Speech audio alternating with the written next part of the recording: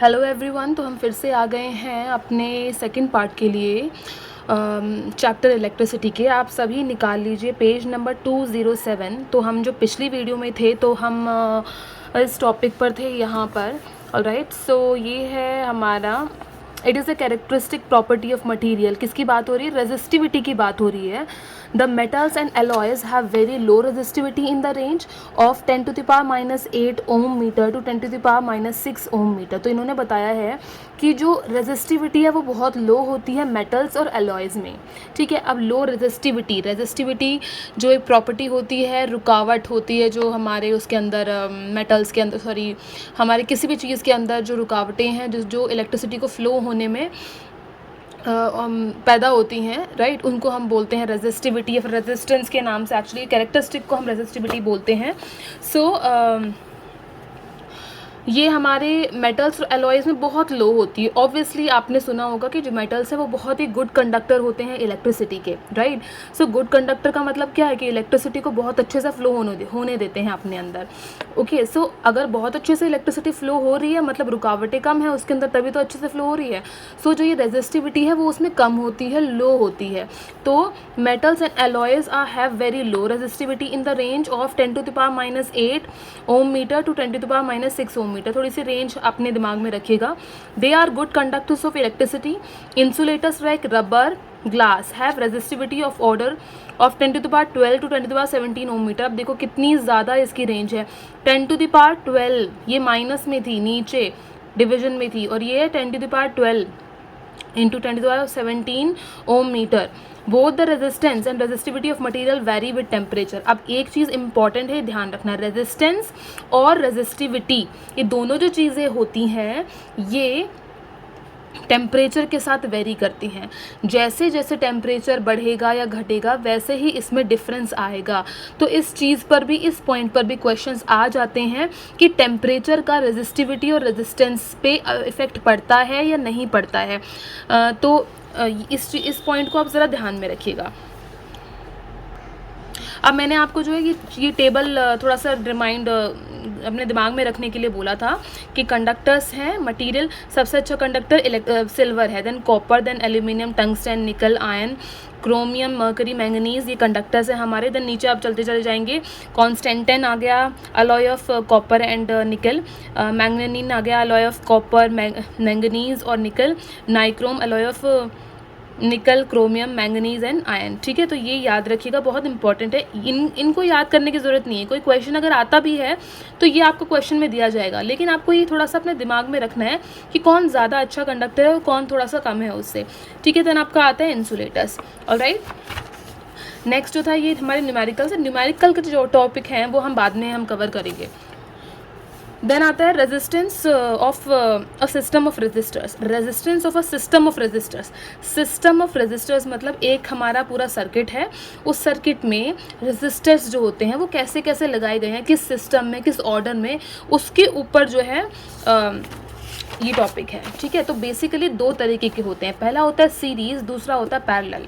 ठीक है, अब सीरीज़ में देखो कि मतलब क्या है कि जो ये बैटरी है हमारी, आपको बताया था कई सारी सेल्स आपस में कंबाइन होकर दो या दो से ज़्यादा हमारा बैटरी बनाती हैं। ये आपका स्विच है, आपको पहले भी पढ़ाए गए हैं। तो यहाँ पे क्या है, यहाँ से करंट जाएगा और जाते जाते एमीटर है। एमीटर हमेशा सीरीज़ में लगता है, जो एमीटर है हमेशा सीरीज़ में लगता है। और उसके बाद फिर जो है ये यहाँ पे आया, यहाँ से आते हुए ये रेजिस्टेंस, दूसरा रेजिस्टेंस, तीसरा रेजिस्टेंस, उसके बाद फिर यहाँ पे आया करंट, फिर दोबारा स्विच। ठीक है, इस तरीके से आ रहा है। अब ये जो वोल्ट मीटर है वो आपका पैरेलल में लगा है। इस तरीके से जब ज्वाइन हो जाए ना, ये यहाँ पे ज्वाइन हो रहा है, यहाँ पे ज्वाइन हो रहा है वायर, उसके बाद यहाँ पे वोल्ट मीटर लगाया गया है। इसमें क्या है, ये इसी वायर के अंदर एमीटर लगा दिया गया है। तो जो ये दोनों हैं ये पैरेलल में है और ये हमारा सीरीज़ में है।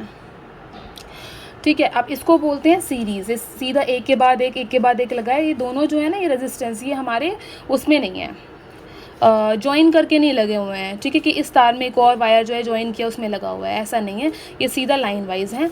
तो ये हमारा सीरीज़ हो गया। ठीक है, resistors in resistors in series. अब इसको देखो, इसमें और इसमें डिफरेंस है कैसे। ये एक वायर जब यहाँ से आ रहा है, उस वायर को 3 पार्ट में डिवाइड कर दिया, 1 2 और 3। एक तो ऑलरेडी जा रहा है, यहाँ से एक ये लगा दिया और यहाँ से एक लगा दिया, यहाँ पे ज्वाइन हो रहे हैं, ठीक है। ये वायर जो है 3 पार्ट में डिवाइड हो गया, फिर आकर तीनों पार्ट आपस में मिलकर एक वायर बना रहा है। तो ये तीनों क्या है, पैरेलल में है। तो इस सिस्टम को बोलते हैं पैरेलल। दोनों को सॉल्व करने का, जो भी उसके न्यूमेरिकल्स होंगे, उनको सॉल्व करने का तरीका अलग अलग होता है, ठीक है। अब इसके बारे में हम पढ़ेंगे, ये बहुत इंपॉर्टेंट है, यही टॉपिक सबसे इंपॉर्टेंट है। ओम्स लॉ के बाद ये चीज़ आती है, इसको ओम्स लॉ से ही आप सॉल्व कर पाएंगे। ऑलराइट, सो यहाँ पे क्या है, R1 R2 R3, ये जो वोल्ट मीटर है एज यूजुअल ये जो है आपका पैरेलल में लगेगा, एमीटर हमेशा आपका सीरीज़ में लगेगा। दिमाग में बार बार घुसा लीजिए इस चीज़ को, बार बार मैं बोल रही हूँ इसीलिए ताकि आपके दिमाग में फिट हो जाए ये चीज़।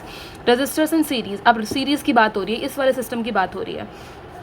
तो यहाँ पे इन्होंने कुछ एक्सपेरिमेंट किए, इस एक्सपेरिमेंट से हमें क्या पता चल रहा है कि the value of current in the emitter is the same independent of its position in the electric circuit. It means that a series combination of resistors, the current is same in every part of the circuit or the same current through each resistors. ठीक है, अब इन्होंने क्या बोला, series में इस ammeter को यहाँ लगा दो, यहाँ लगा दो, यहाँ लगा दो, यहाँ लगा दो, कहीं भी लगा दो, जो करंट फ्लो हो रहा है ये एक ही आपकी जो है वैल्यू शो कर रहा है, एक ही वैल्यू शो कर रहा है बार बार, ठीक है। तो एमीटर की वैल्यूज़ हमेशा सेम हो रही हैं। सीरीज़ में एमीटर की वैल्यू सेम मतलब कि आपका करंट सीरीज़ में सेम रहता है, चेंज नहीं होता। ये चीज़ ध्यान रखना, आई चेंज नहीं होता सीरीज़ में, आई चेंज नहीं होता, इस तरीके में आई चेंज नहीं होता, करंट चेंज नहीं होता है, ठीक है। The value of current in the ammeter is the same independent of its position in the electric circuit. It means that a series combination of resistors, the current is same in every part of the circuit or the same current through each resistor। यानी कि इसमें भी same current pass हुआ है, इसमें भी same current pass हुआ है, इसमें भी सेम करंट पास हुआ है, ठीक है। इस चीज़ को ध्यान में रखना आप लोग। अब आता है आपका ये दूसरा पैरेलल, ठीक है, रेजिस्टर्स इन पैरेलल। अब जो रेजिस्टर्स इन पैरेलल है, इस तरीके से आप इसके बारे में पढ़ेंगे। पहले तो ये आपको एक चीज़ बता दें सीरीज़ के बारे में, सीरीज़ अभी कंटिन्यू कर रहे हैं, अभी ख़त्म नहीं हुआ है, ठीक है। सॉरी, यहाँ पे क्या है, आई का पता चल गया, आई पूरे थ्रू आउट दिस इसमें सेम रहेगा, आई करंट चेंज नहीं हुआ है। फिर एक और एक्सपेरिमेंट करके देख लिया यहाँ पे। अब इन्होंने क्या पता चला इनको कि ये जब एक्सपेरिमेंट किया कि यहाँ पे वी वोल्ट मीटर लगाया, यहाँ पे वोल्ट मीटर लगाया, यहाँ पे वोल्ट मीटर लगाया, ठीक है। इनको पता क्या चला कि R1 के लिए वोल्टेज अलग आ रही है, पोटेंशियल डिफरेंस, R2 के लिए पोटेंशियल डिफरेंस अलग आ रहा है, R3 के लिए पोटेंशियल डिफरेंस अलग आ रहा है, ठीक है। हर रेजिस्टर के लिए जो सीरीज में लगे हुए हैं सबके लिए पोटेंशियल डिफरेंस अलग है। करंट तो सेम आ रहा है लेकिन आपका पोटेंशियल डिफरेंस अलग अलग आ रहा है, ठीक है। अब देखो, अब अलग अलग आ रहा है तो टोटल पोटेंशियल डिफरेंस पता कैसे चलेगा। इसका एक सिंपल सा तरीका है, टोटल पोटेंशियल डिफरेंस जो है आप निकाल सकते हो कैसे, V1 + V2 + V3, इसको प्लस इसको कर दो, आपका टोटल निकल जाएगा।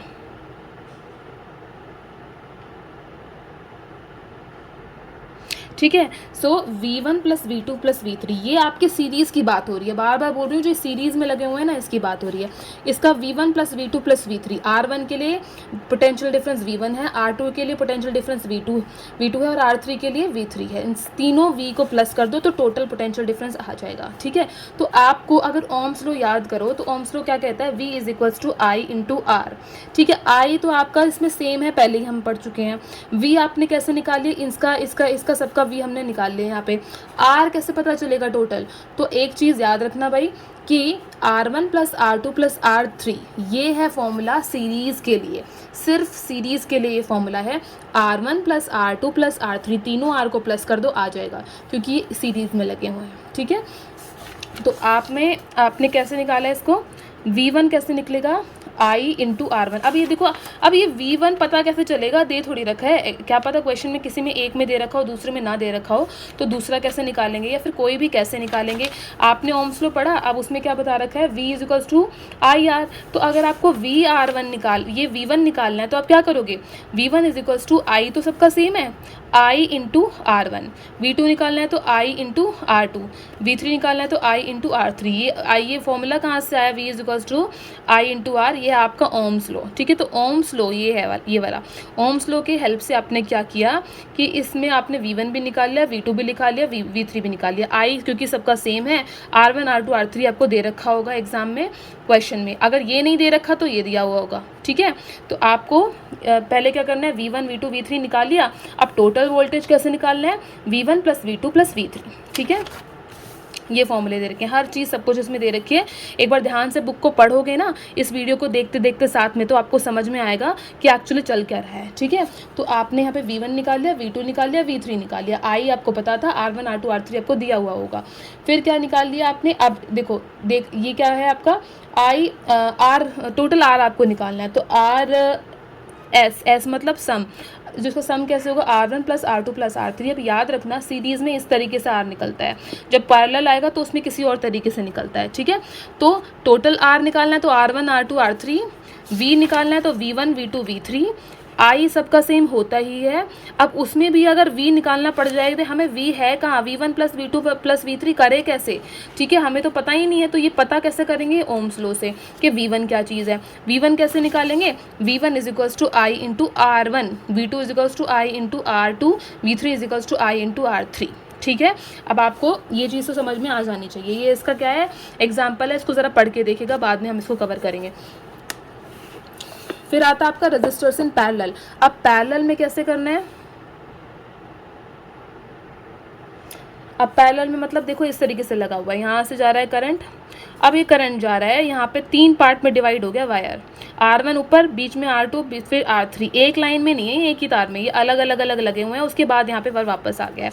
अब इसके बारे में थोड़ी सी जानकारी ले लेते हैं। एक्सपेरिमेंट किया, एक्टिविटी किया, तो क्या पता चला भाई, पता ये चला कि जब आई आ रहा है यहाँ से, तो यहाँ पे आई करंट जो है भाई, करंट तो तीनों में पास होना है, तो क्या होगा, करंट डिवाइड हो जाएगा।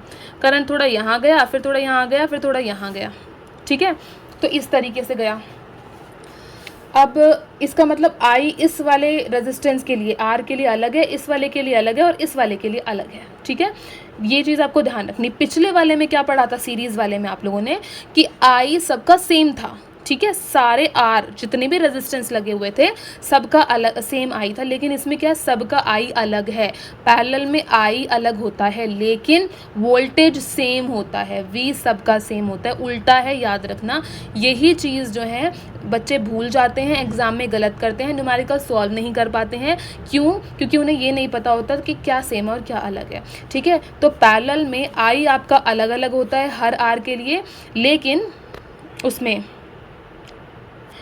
सीरीज़ में आई सेम होता है। इसमें वोल्टेज सबका सेम होता है, इसका वी भी सेम होगा, इसका वी भी सेम होगा, इसकी वी भी सेम होगा, वी सबका सेम है। लेकिन पिछले वाले में क्या था, सीरीज़ में वी सबका अलग अलग था, ठीक है। तो आई कैसे निकालेंगे, I1 plus I2 plus R3, ठीक है। I3 इसका सबका प्लस करके इस तरीके से हो जाएगा।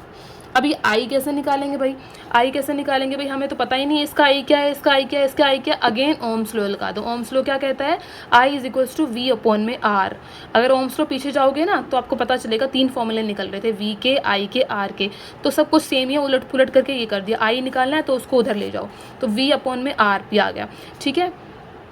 अब करेंगे कैसे, I1 is equals to V upon में R1, I2 is equals to V upon में R2, I3 is equals to V upon में R3, ठीक है। यानी कि ये वाला आई निकालने का फॉर्मूला ये है, दूसरे वाला आई निकालने का फॉर्मूला आपका जो है ये है, तीसरा आई निकालने का फॉर्मूला आपका ये है। अब ये क्या वाला है, ये आपका ओम्स लॉ है। अगेन इन क्वेश्चंस में जो है बोल रही हूँ, ओम्स लॉ आता है, ठीक है। आपको बस ये ध्यान में रखना है कि आई इस क्वेश्चन में सबका अलग अलग होता है, वी सबका सेम है।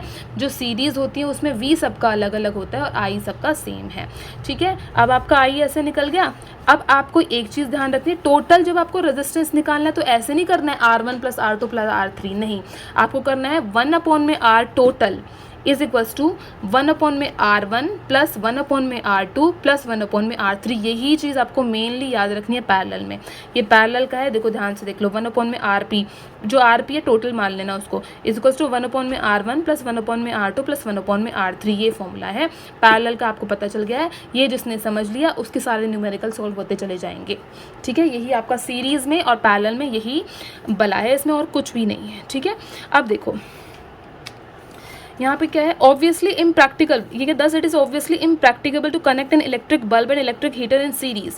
अब इन्होंने क्या बोला, we have seen that in series circuit the current is constant throughout the electric circuit. अब आपने देखा होगा कि हमने अभी देखा था कि जो सीरीज होता है उसमें सारा जो हमारा इलेक्ट्रिक करंट है वो सेम है, एक तार में एक ही तरीके का इलेक्ट्रिक करंट जो है फ्लो हो रहा है। अगर तुम बल्ब भी और हीटर भी एक ही तार में लगा दो तो वो क्या सही होगा, ये इम्प्रैक्टिकल है, ये नहीं हो पाएगा, क्योंकि हीटर को ज़्यादा करंट चाहिए और जो बल्ब है उसको कम करंट चाहिए, तो दोनों के लिए जो वायर्स हैं वो अलग अलग होनी चाहिए। तो सीरीज़ में लगाने का कोई मतलब नहीं बनता है, क्योंकि सारे जो अप्लायंसेज है उसकी नीड अलग अलग होती है इलेक्ट्रिसिटी की, because they need currents of widely different values to operate properly. तो आपके घरों में जो लगा रहता है ना पूरा जो सिस्टम होता है वो सीरीज में नहीं होता है, वो पैरेलल में होता है। एक कमरे के अगर स्विच बंद करोगे तो पूरे घर का स्विच बंद हो जाएगा अगर सब कुछ सीरीज में लगाओगे तो। हर कमरे का अलग अलग स्विच होता है ना, एक कमरे में लाइट जलाइए तो दूसरे में क्या होगा, लाइट बंद रहेगी, ठीक है, क्योंकि वो पैरेलल में है, एक से दूसरे का कोई लेना देना नहीं है। सच करंट उसमें अलग है और उसमें अलग है, ऑलराइट। लेकिन अगर करंट सब में सेम ही फ्लो हो रहा है तो एक को जो है ऑन करोगे तो पूरे घर की लाइट ऑन हो जाएगी, एक खराब होगा तो सब खराब हो जाएंगे, ठीक है। अब देखो इसमें क्या, अनदर मेजर पहली डिसएडवांटेजेस ये थी सीरीज की, क्या कि सबकी जो है अप्लायंसेस की अलग अलग आपकी क्या होती है, रिक्वायरमेंट होती है।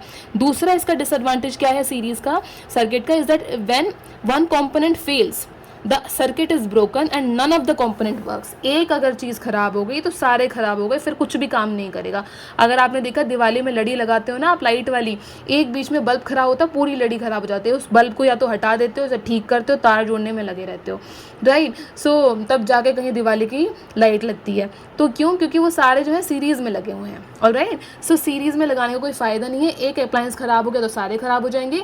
सारे अप्लायंसेस की नीड अलग अलग होती है, इसलिए अलग अलग वायर चाहिए होते हैं, सीरीज़ में लगाने का कोई फ़ायदा नहीं है। ये दो उसके डिसएडवांटेजेस हैं सीरीज़ के, तो याद रखना इन चीज़ों को, ये इंपॉर्टेंट है, बीच में एक नंबर का आ जाता है।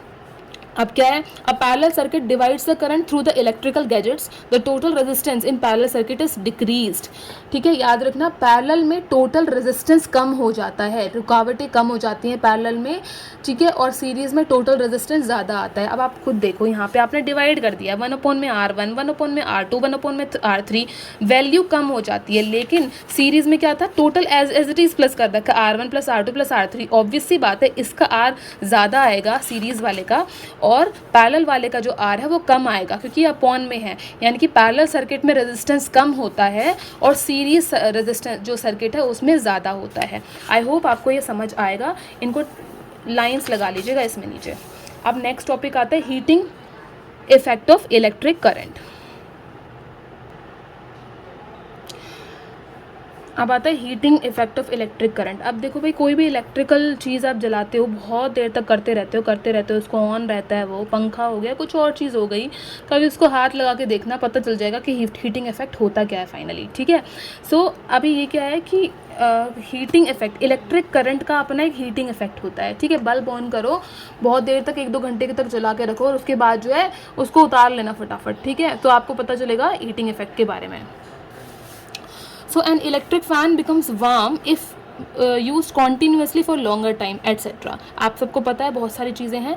इलेक्ट्रिक हीटर, इलेक्ट्रिक आयन, जो आपकी प्रेस जब करते हो ना घर में स्कूल आने से पहले, ठीक है, कपड़ों को प्रेस करते हो, वो इसी इस पर इफ़ेक्ट पर बेस्ड है, हीटिंग इफ़ेक्ट पर, कि इलेक्ट्रिक करंट का हीट होती है, अपनी इफ़ेक्ट होता है हीटिंग इफ़ेक्ट, इसीलिए जो है उस एक अप्लायंस बना दिया उसको, उसके एप्लीकेशन के तौर पर आयन बना दिया, ठीक है। उसको आप करते हो आयन को और आपके कपड़े जो हैं आराम से बड़े अच्छे लग जाते हैं, ठीक है। सिमिलरली हीटर भी हाथ सेकते हो तो वो क्या है, वो हीटिंग इफेक्ट है, alright. So heating effect of electric current. अब क्या है इसमें, the work done in moving the charge Q through a potential difference V is VQ। अब वर्क डन क्या होगा, काम कर रहा है ना कुछ, क्या होगा, voltage potential difference into charge, जितने चार्ज को आगे खिसकाने के लिए, काम करने के लिए, आगे फ्लो करने के लिए जो पोटेंशियल डिफरेंस चाहिए, that is VQ, alright. So therefore the source must supply energy equal to VQ in time T। आप उसको जो है सोर्स को जो है आगे करने के लिए सप्लाई जो एनर्जी देता है उसको आगे वर्क को करने के लिए, VQ वर्क को करने के लिए कितने टाइम में, T टाइम में। The power of input in the circuit by the source is, कितनी पावर लग रही है, P = VQ अपॉन में T, ठीक है। याद रखना कितनी पावर लग रही है उस काम को करने के लिए, चार्ज को आगे ले जाने के लिए, वी क्यू अपॉन में टी, वी क्यू आपका वर्क डन है, अपॉन में कितने टाइम में हुआ है। अब आपने बहुत पहले पढ़ा था स्टार्टिंग में कि क्यू अपॉन में टी होता है आपका current I, V into I, तो P is equals to V into I, कितनी पावर यूज हो रही है, V इंटू आई, वोल्ट जो potential difference into electric current, ठीक है। अब हीटिंग इफेक्ट की बात अगर हम करें, the energy supplied to the circuit by the source in time t is P into T, ठीक है। एनर्जी जो सप्लाई हो रही है टू द सर्किट, सर्किट में जो एनर्जी सप्लाई हो रही है, जो सोर्स सप्लाई कर रहा है टी टाइम में, उसको बोलते हैं हम P into T, that is V into I into T, ठीक है। अब P इंटू टी, P की जगह पे हम क्या लिख देंगे, VI लिख देंगे, तो VIT हो गया हमारा। what happens to this energy expended by the source, this energy gets dissipated in the resistors as heat, thus for a steady current I the amount of heat H produced in time t is V into I into t। अब याद रखना जो ये energy जो है, ठीक है, जो रजिस्टर में आ जाती है, ये क्या होती है, V into I into T, या फिर आप P इंटू टी भी लिख सकते हैं, VI आपका P होता है ना, P इंटू टी। तो कहने का मतलब ये है कि किसी की हीट अगर निकालनी है ना, कि ये अप्लायंस कितनी हीट दे रहा है इतने टाइम में, तो कैसे निकालेंगे, V into I into T, ये क्या हीटिंग इफेक्ट का फॉर्मूला है, ऑलराइट। या फिर आप सीधा लिख सकते हैं P into T. Applying Ohm's law, अब ओम्स लो लगा दो भाई इसमें, ठीक है, तो क्या निकलेगा, H is equals to I square R T, ठीक है। तो यहाँ पे इन्होंने क्या कर दिया है, V, ऑलराइट। सो हम यहाँ पर थे, सो है क्या, अब यहाँ पे क्या, H is equals to I square R T. अब देखो H के लिए हीटिंग इफेक्ट निकालने के लिए कितने जूल्स जो है वो हीट यूज़ हो रही है, वो निकालने के लिए आपको क्वेश्चन की में देखना है क्या दिया हुआ है। अगर वोल्टेज, करंट, टाइम कुछ ऐसा दिया हो तो ये वाला फॉर्मूला लगा देना, अगर कुछ और दिया हो लाइक रेजिस्टेंस दिया हो तो आई स्क्वायर आर टी ये लगा देना, ठीक है। निकाल दोनों तरीके से सकते हैं, लेकिन मेनली इस फॉर्मूले को बोलते हैं Joule's law of heating, that is heat is equals to I square into R into T, ठीक है। सो अब पूछा जाए कि क्या चीज़ है ये, जूल्स लॉ ऑफ हीटिंग होता क्या है, तो आपको बोलना है the law implies that the heat produced in a resistor is first number one directly proportional to the square of the current for a given resistance, directly proportional है इसके I square के, ठीक है।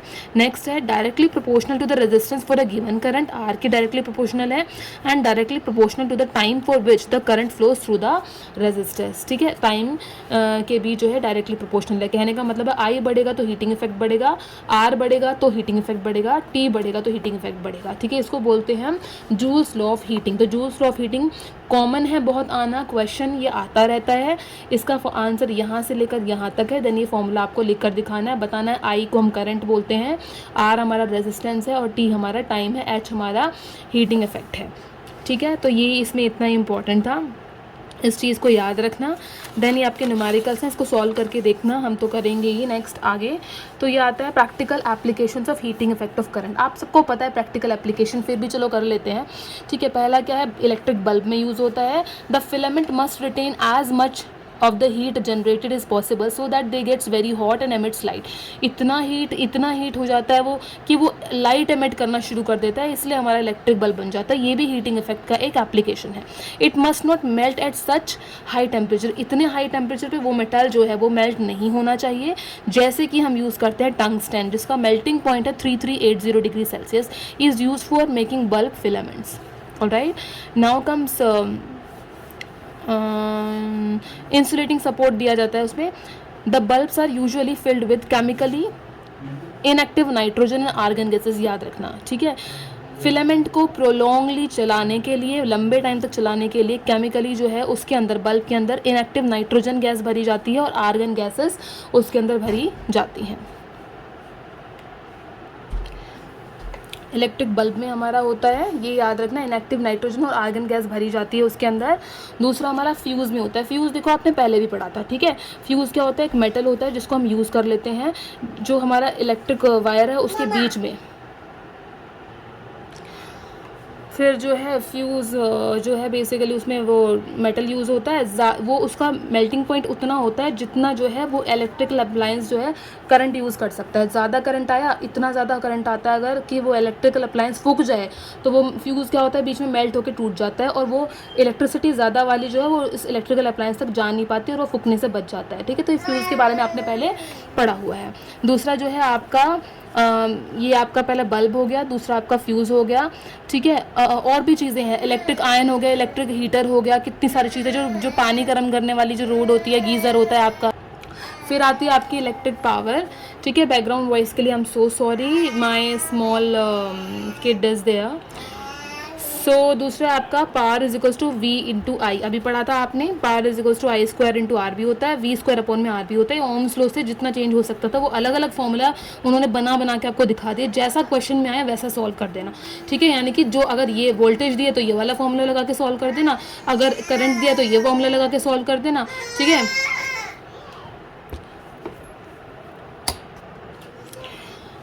ये आपकी पावर है, आप देख लेना इसमें पावर क्या होती है।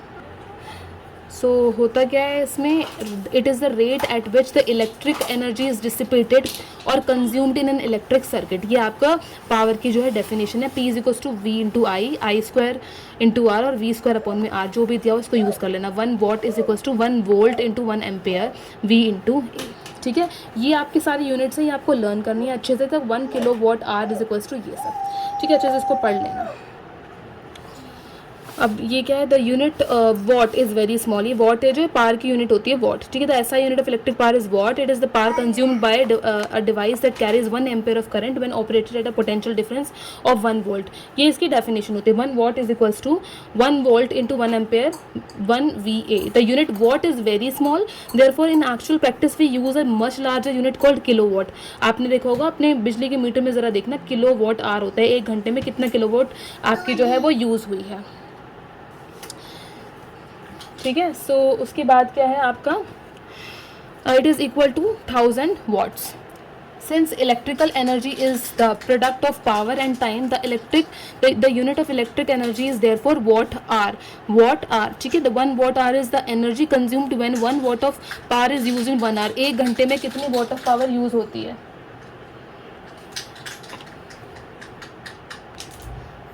So 1 kilowatt hour is equals to 1000 watt into 3600 second। ठीक है, so many people think that the electrons are consumed in the electric circuit. This is wrong. We pay the electricity board or electric company to provide energy to move electrons through the electric gadgets like electric bulb, fan and engines. We pay for the energy that we use. जो energy हम use कर रहे हैं हम उसके लिए पे करते हैं, इलेक्ट्रॉन्स को आगे खिसकाने के लिए पे नहीं करते हैं। ऑलराइट, सो ये है आपका न्यूमेरिकल्स, ये आप कर लीजिएगा। आई होप ये समझ में आया आपको होगा। और न्यूमेरिकल्स बेसिकली हम जो है नेक्स्ट वीडियो में करेंगे, आप इसके आगे आने वाली कुछ वीडियोज़ में। सो आपको करना क्या है, ये सारी चीज़ें याद करेगा। जो नोट्स मैं आप शेयर करूँगी आपके इलेक्ट्रिसिटी के, वो नोट्स अच्छे से लिख लेना अच्छे से। ठीक है, वो आपके लिखने के लिए नोटबुक में, उनको आप लर्न करना। एक बार तो इस चैप्टर की रीडिंग आपको देनी ही पड़ेगी, एंड देन जो मैंने टिक लगाए थे, जो इंपॉर्टेंट बताया थे, लाइन्स वगैरह, वो सब आप करिएगा। नेक्स्ट टाइम उन लाइन्स को ही पढ़ेगा, या फिर जो नोट्स मैं आपको दूंगी वो ही आप जो है पढ़िएगा, वही ज़रूरी है। मेन पॉइंट्स, मेन जो इंपॉर्टेंट जो टॉपिक्स हैं मैं आपको बता चुकी हूँ, और न्यूमेरिकल्स आपको सॉल्व करने हैं। Alright, so please like share करिए वीडियोस को और सब्सक्राइब कीजिए। आगे जो है इस तरीके से सारे चैप्टर्स हम करेंगे, 9th 10th और बाकी सभी क्लासेस के भी हम करेंगे, फ़िलहाल के लिए 10th के लिए। So thank you so much, bye bye, and wait for the next video. Please share this to your classmates also, and wait for the notes. Thank you.